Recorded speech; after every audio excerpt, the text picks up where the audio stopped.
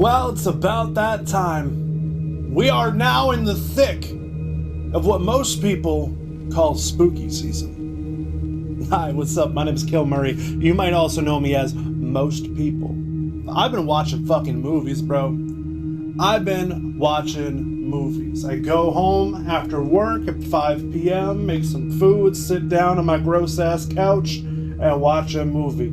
On my break at work, I will start a movie, pause it, go back to work, go back on break, and finish the movie. And when I have a day off, sometimes, like today, I will wake up at 6:30 in the morning, head to the living room, and watch another fucking movie.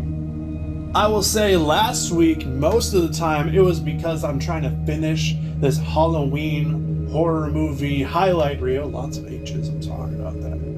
Because every year at my in-laws' Halloween party, I am the one that they put in control of the movie reel downstairs in the horror movie room, where people chill, they watch clips, and they play games, and they got beers and shit. Because I am the horror movie guy in that household. So I've been watching a lot of movies, scanning it from point A to point B, being like, that's a fucking clip. That's a clip. Just like how I listen to rap music, where I'm like, bars. Fucking bars. That's a bar. That's a bar. I'm doing that with like horror movies and shit. And like, I can clip that at around 45 minutes, 12 seconds. Clip that shit. Hell yeah. I've been watching a lot of movies like that. But I'm also re-watching a lot of movies that I love because, you know, they're just, the vibes are spooky season vibes. I haven't really been fucking with these movies that are just like gore for the sake of gore, or just like overall scary. I've been watching a lot of shit that's like classic fall Halloween style vibes. I rewatched Nightmare on Elm Street 2, Freddy's Revenge, which is honestly my favorite of the Nightmare on Elm Street series. I've rewatched part 4 of Friday the 13th, which is my favorite Friday the 13th. I rewatched Tragedy Girls, which if you haven't seen it, see that shit. It's got the chick who plays Negasonic Teenage Warhead from Deadpool. Her and her friend are fucking podcasters for horror movies and serial killers and shit like that. And they just want success, so they start doing the fucking killing, so they got all the details. I'm not gonna give you anything, but a lot of these fucking kills are goated. I've been watching a lot of movies, homie.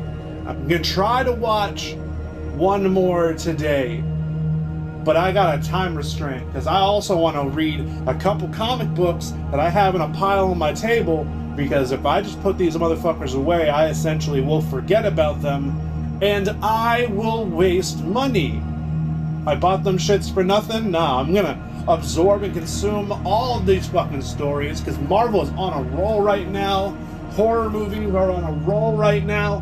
Heavy music is on a fucking roll right now, and we're gonna talk about all of that shit today. And then I'm heading out to a metal show that's literally 3 streets down the road, and I want to make sure that I'm there to scope out the venue, network and stuff, grab a couple beers before the show starts, and then just be there to support everybody. And yeah, so if I don't give myself a good amount of time to buffer, I'm gonna be like, oh shit, I'm gonna be late to being early, and I'm gonna stress and have a terrible time. So we gonna hit this as hard as we fucking can. We're gonna listen to the music, we're gonna talk about the horror movies, I'm gonna say peace, I'm gonna read some bullshit, and then we gonna go to the metal show. And that sounds like a great fucking day to me. So I don't know what you got planned, I don't know where you at, I don't know what time of the day it is for you, but get a drink, get a snack, sit down, get comfy. We about to kill some fucking time. Let's go.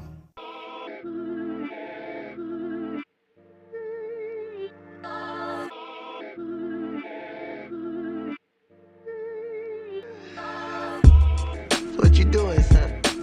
Nothing. Just chilling. Killing. True. What accent does Pinhead have in correlation? Like, what part of England is he from? If you have to, because I don't think you're doing like a Liverpool accent, right? Like, so Scouse Pinhead.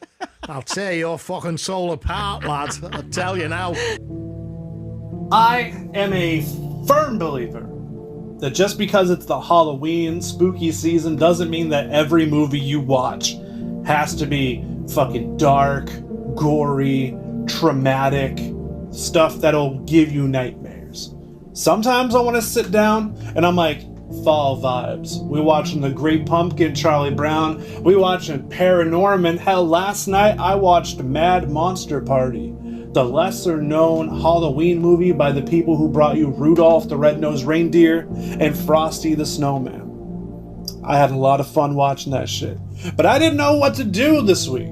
I didn't know what movies to watch. I didn't really get any good recommendations. I went out there and I said, what are some movies that I should watch this week? Being that I have no plans for spooky season, and a lot of people just gave me fucked up, dark, nightmare-inducing movies, saying things like, this movie fucked me up.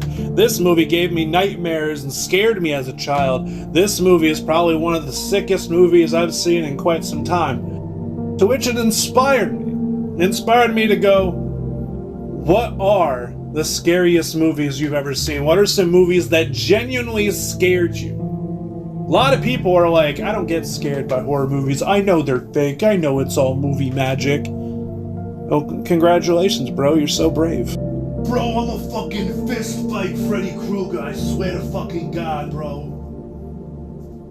Jason Voorhees brings out his machete, bro. No, it's going right up his fucking pooper. But this fucking question blew the fuck up on Facebook.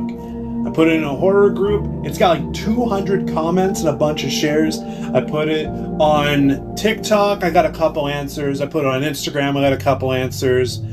I have a lot to choose from. Obviously, I can't get through all of them. There's way too many fucking answers. And I mean, that's a good problem to have, I guess. And a lot of these answers made me go, oh shit, was it really that scary? Do I need to go back and watch these? And since we're only halfway through the month, I might fucking go back and watch some of these. And if any of them resonate with me as much as it resonated with them, I will talk about it next week on the podcast. I don't have a question in mind yet, so that's a good way of filling up some time. So we're gonna start things by talking about some of the movies that scared you to your core. Whether it's as a child, whether it's right now, maybe there's something that kind of just lingered with you and it made you feel unsettled for a couple days, we're going to talk about them. And while I might not know every movie that was sent to me, I'm going to talk about some of the ones that I know, some of the ones that I can talk about, and I will give you some of mine as well. So Jelaine on Facebook says, The Grudge was the first and only movie that had me terrified for ages. Still haven't watched it as an adult to find out if it's still scary. I will say, the first time that I saw that little raccoon child up in the attic with the bowl cut, I was shook. Nah, but I'd be lying if I said that I didn't watch that movie and then for the next month or so, I didn't think there was people up in the fucking ceiling or hiding in the corner, or people coming out at night, or a hand that was gonna come out in the back of my head. I had long hair when that movie came out, and I kept just feeling my head in the shower, making sure that I didn't have a hand coming outside of me. That movie was fucking scary. And I haven't watched it since I saw it when I was 12. So I don't know if it still holds up. Honestly, it might even be scarier for me with the life experiences that I've had over those years. I don't know how that will make me feel. I kind of want to watch it, but I kind of want to just keep it being spooky in the back of my mind. Just yeah, that was a scary movie. Ha ha ha, on to the next one. We're not going to see if it still fucking haunts me. I already don't sleep enough as it is. I don't need nightmares. And we got Tamara from Facebook that said, The Nightmare on Elm Street, the first one, gave me nightmares when I was in middle school. She says, I was hiding under a semi, then I was in a rest stop bathroom, and Freddy had me on the floor and made worms crawl out of my stomach. I'm 48 now, and I still vividly remember. Homie, you had worms? Did you scoot your butt along the carpet too? No, for real. Nightmare on Elm Street, when it came out, was groundbreaking. Nobody had the shit that he had. Nobody had the vibe that he had. And the ideas that came through with killing people in their dreams with all these weird sci-fi fantasy-ass like manifestations and killings and otherworldly stuff was not done yet. So seeing that for the first time when you're younger is just like a game changer. Fucking horrific. And honestly, like, while I'm not the biggest fan of like the mainstream slashers and stuff, like I much prefer one and done stories and lesser known things that aren't so commercialized. Like, I was watching Nightmare on Elm Street 2 like last night or the night before, and I was watching the scene where he comes out of Jesse's body and cuts himself out of his stomach. And yeah, you know, that stuck in my head until like this fucking morning. Probably because I had stomach pains and I was like, is fucking Freddy in there? Am I gonna get poked? What the fuck? But like, some of those things, they're so inventive and so weird that they just stick in your mind, and it's very vivid for so long. Especially if you have like a nightmare that came from that and it kind of seems like it's still in the movie. I'm sorry. That was wild as shit. Carson on Facebook says, Ernest scared stupid. And well, you might look at that and go, that's not scary. It's fucking strange. It's strange, it's dark, it's goopy, and honestly, it's the darkest of any of the movies like that. It was designed to appeal to kids. People who would go, Ernest goes to jail, Ernest goes to camp, like all these other Ernest movies, where it's fun, happy, goofy comedy. And then you get to this, where it's a fucking beefed up fucking troll that turns people into wooden dolls. It's voodoo. It's like abducting people. It's just like thunder, lightning, storms, spooky across the board. And while it might not be scary, if you're used to the other shit and you go into this thinking it's going to be like that, it's going to scare you. I completely understand. Now, if you're watching Ernest Scared Stupid and it scared you, like genuinely scared you, and you're like 36, I'm gonna laugh at you. But if you like watched it when you were like 10 or younger, like when it was in its heyday, and it scared you, I completely understand. Like, dude, I remember watching that movie when I was like 5 and thinking it's going to be another one of those Jim Varney Ernest movies, and then already getting a little bit on edge when he falls into the garbage truck, thinking I'm going to witness Ernest die here. He's going to get crushed to death. And then he didn't. And I was like, cool. And then I see trolls and I went, shit! So while that's like a completely outside the box answer, one that I did not expect, I understand it. Both Lauren and Tori on Facebook said, Terrified. Terrified is a Spanish horror movie from the director of When Evil Lurks, and while When Evil Lurks was way more commercially successful and produced, Terrified is just that, fucking terrifying. There is a scene in that movie where some guy is waiting outside of a house in his car, and then a door opens, and you just see a lady who's bent backwards in like a fucking lowercase n shape just run straight into the car, and blood and broken glass everywhere. I'm like, what the fuck?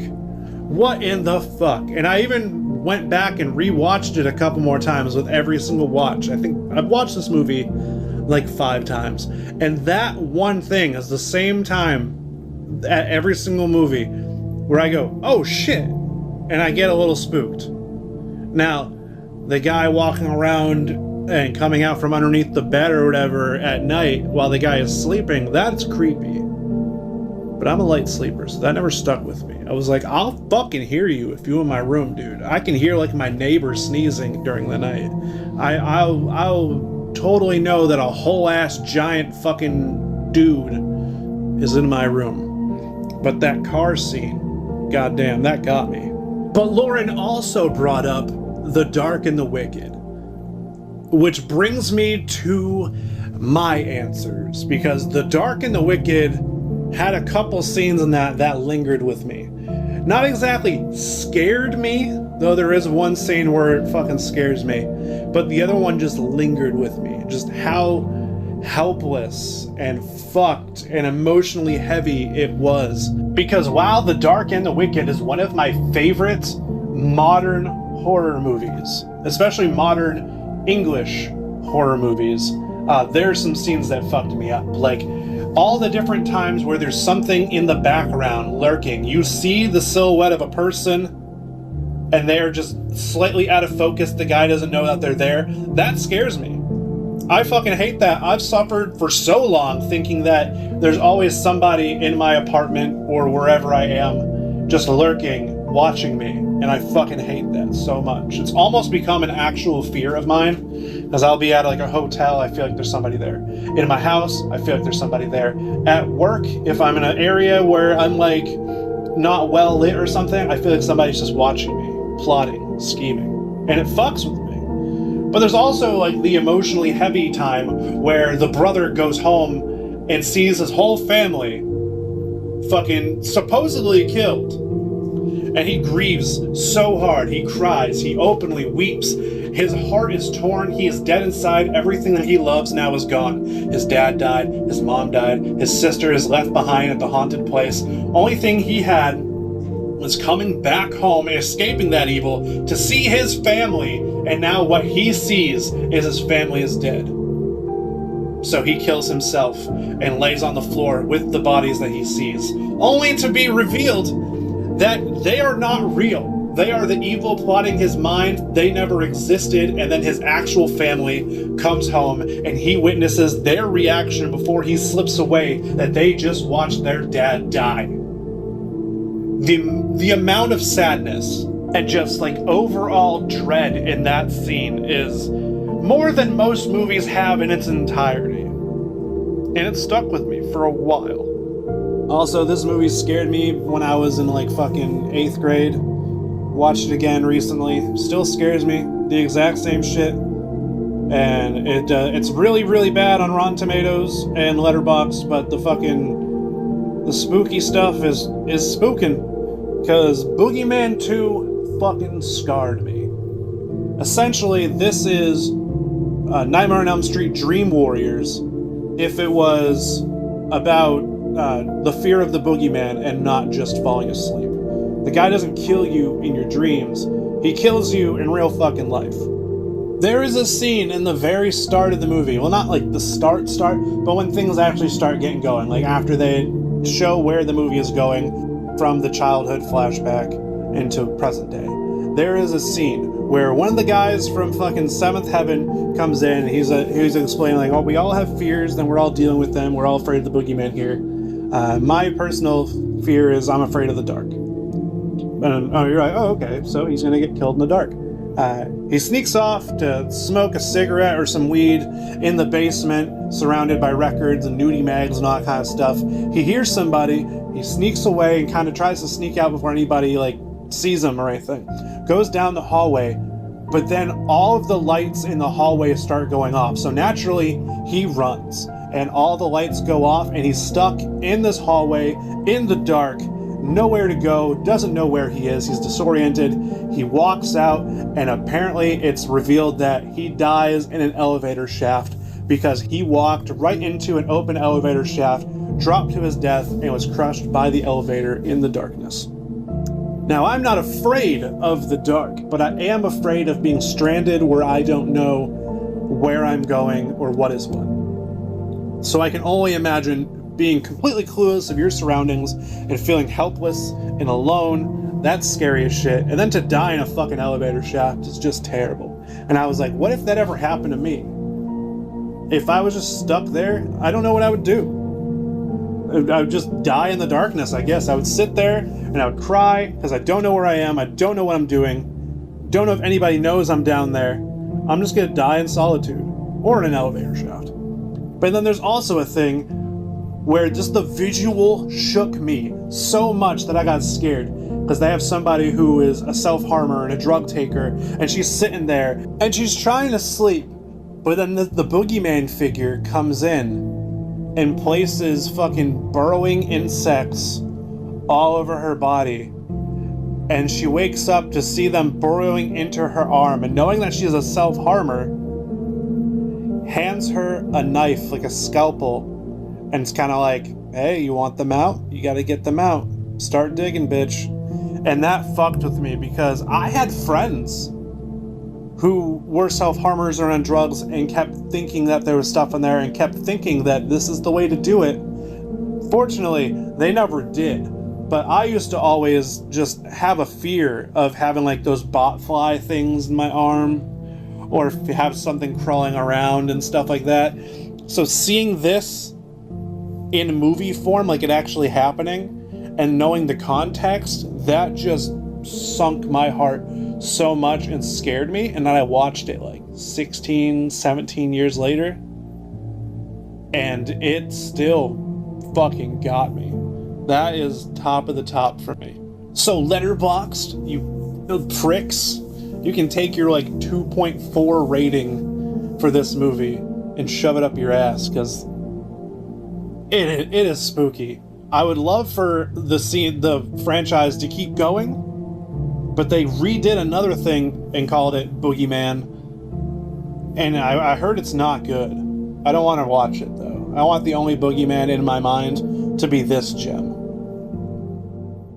Time to move on to the heavy shit, leaving the spooky shit behind, because there are some fucking doozies that dropped this morning. Let me tell you that.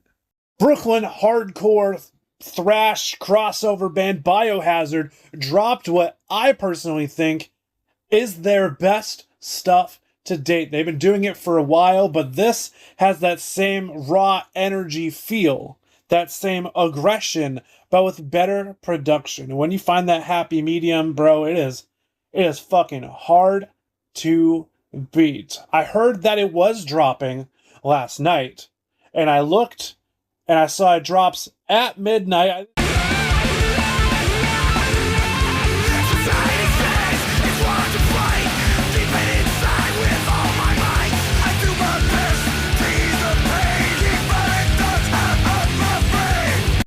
You see what I mean? That shit was incredible. There's a lot of bangers on this album, but my favorite has to be that song right there, Forsaken. In post-hardcore news, French screamo hardcore band Gros Enfant, which translates to Fat Dead Child, have just recently dropped a new song called Sang Sang Sang, which translates to Bleed, Bleed, Bleed. And it's featuring members of Jillian Carter, a chaotic screamo band that I also fucking love. Now, I've never heard of the original band, but I'm a big fan of Jillian Carter. So I knew if they got the cosign from that band, this was gonna fucking slap. And boy, was I right. It was like City of Caterpillar, Seisha, Orchid kind of shit, just chaotic, French, just the embodiment of what late 90s screamo sounds like.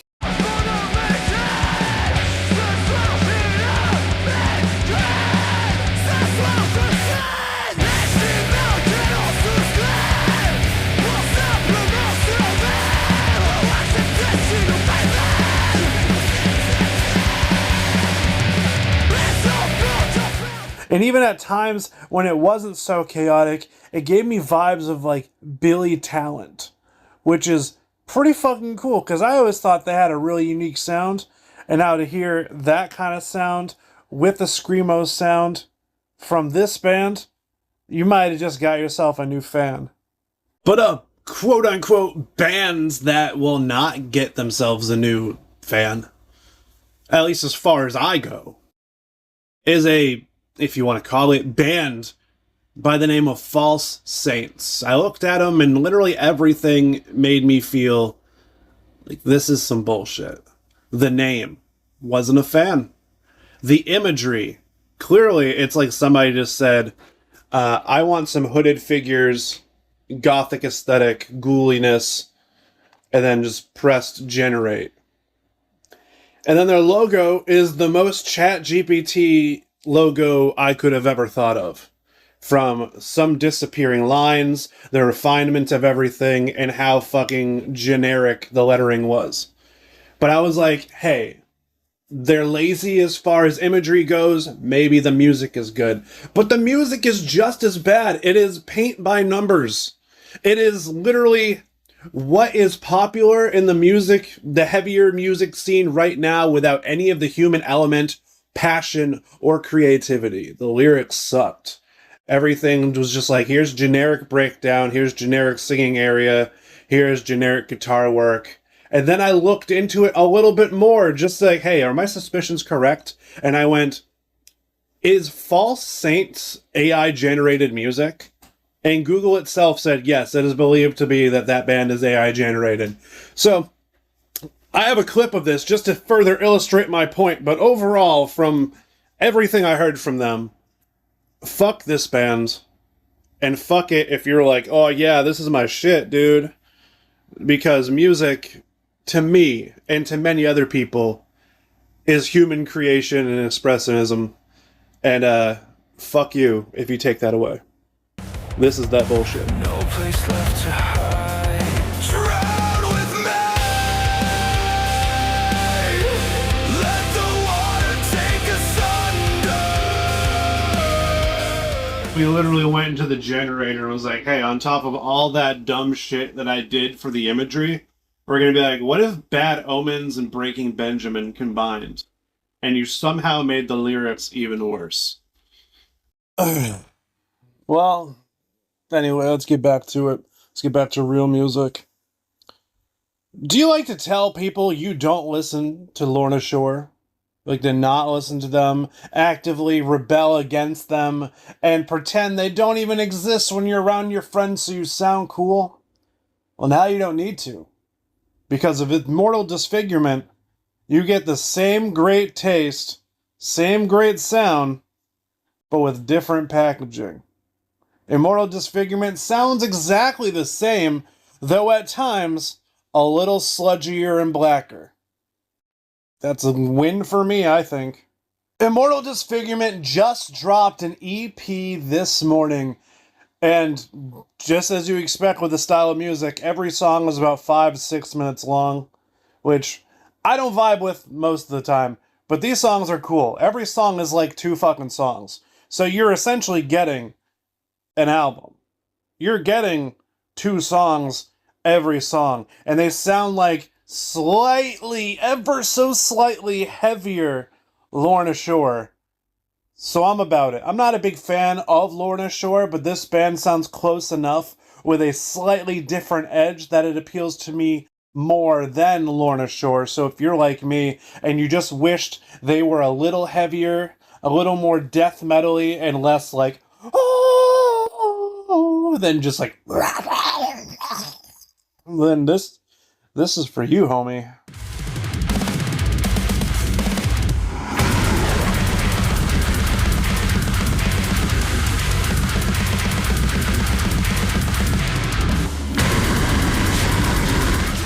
Hey, that's that shit, man. 5 songs of straight, heavy, grimy, guttural heat. As I said, Lorna, but give it balls. I like that shit. But things that I don't like, once again, and I don't mean to end this on a downer, but I do try to say things how I feel and not just put shit that I'm like, yo, this is fire. Because not every review is going to be a good review. And that's why I'm giving another fuck you to the new Silly Goose album. I wasn't a fan of the name. Normally, I would have liked the style, because I knew what they sounded like from like old singles and stuff. So I'm like, okay, I can get around the name. Maybe I'll like this new stuff. And I did not like any of this. And it's something I should like. It's heavier. There's breakdowns and stuff. There's hip-hop influences in pieces. This is something designed to make somebody like Kill Murray be like, hell yeah, brother. But instead, I just shook my head and groaned and sighed and just, I think I opted out halfway through. I think I made it to like the 4th song and I'm like, yeah, that's a no from me, dog. Like, I went into this thinking, I'm gonna fuck with it. I like Fox Lake. I like We Are Band Nerds. I like Gridiron. This is that rap metal shit. I got it. And then I hear this. Williams, this is misery business. There's too many cooks in the kitchen. I need to listen. Cause I grew up wrestling gators in the street. Coach pulled me aside. Told me I was too tough to compete. Now, even when we lose, make the neighbors wanna move. But I live in the desert, and it's kinda depressing. But I still pull my gators. Straight from Tallahassee, dress them in the bow. Shut the fuck up! What the fuck was that? You grew up wrestling gators and you grew up in Tallahassee. And your coach said you were too rough. Dude, shut the fuck up. I'm gonna sound like a prick for a second. Don't rap on a track if you can't spit. Also, don't rap if you can't flow on a fucking beat. This was all over the place and whack as a motherfucker. As soon as I heard the beginning of that, I was like, okay, cool. And then immediately it was just like, this is dog shit. And I got like a couple tracks in and like it got slightly better at times, but this was essentially the vibe of the entire thing that I listened to. And I just had to go, fuck this, and just turn it off. I couldn't do it. Homie, if you want to learn how to spit, just come to one of my shows. And that's what we call a segue. Because I am playing in Newmarket, New Hampshire, November 8th for Bars Over Bars at Rumors Sports Bar and Grill. You can do bowling, you can do arcade, you can listen to live music, have beer, have food. It's all there for you. Rumors Sports Bar in Newmarket, New Hampshire. I'm also playing in Greenfield, Massachusetts, out in East Bumfuck Nowhere, November 14th at The Dock and Witch. Now, I played there back in June. The lineup was stacked, and rightfully so. There was a lot of people that showed up, which I was surprised. The venue did a great job advertising in this small town that I haven't heard of before getting booked on it. A lot of people came out. A lot of people brought the energy. They were standing, they were chanting, they were dancing. Drinks were flowing. It was a great fucking night. And we doing it again with Bars Over Bars, November 14th. I got the lineup right here. Give me a second. Once again, it's November 14th in Greenfield, Massachusetts at The Dock in Witch. We got myself, Kilmurray, along with my boys Ray Spider and Tito Moe. We got A-Dubs coming back. We got Renegade Rebel, Jazzy Bell, Omen, another boy of mine, Q Ferb, and Pharaoh Bacon, which I've never played with before, but that name got me intrigued. It's a free event, so if you are in the area or any of those names make you intrigued enough to drive out, you do not spend money to enter this event, but I will suggest you should definitely support this place because they want to keep doing these live shows. They want to keep catering to the great people of Greenfield, Massachusetts, and I can't do that without a little bit of financial support in the way of buying goods and services.